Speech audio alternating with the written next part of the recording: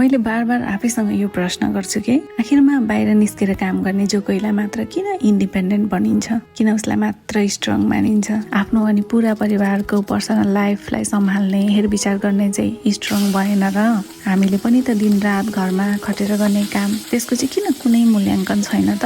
यदि छ भने आज पनि किन गृहिणीलाई स्वतन्त्र अनि आत्मनिर्भर मानिँदैन त। बुढाको पैसा उडाएपछि उसलाई त मस्ती छ नि, अक्सर हामीले सुन्नुपर्ने कुरा के। हुन त यो घरको हरेक कुना, हरेक चिज, हरेक वस्तुमा उहाँले कमाएको पैसा परेको छ, तर म यसलाई उहाँको मात्र एफर्ट मान्दिनँ, किनकि यसमा मेरो पनि त उत्तिकै योगदान छ। मैले घरमा रहेर बाँकी सबै कुराको ख्याल राखेकी छु, त्यसैले त उहाँले स्वतन्त्र भएर बाहिर निस्केर काम गर्न सक्नुभएको छ।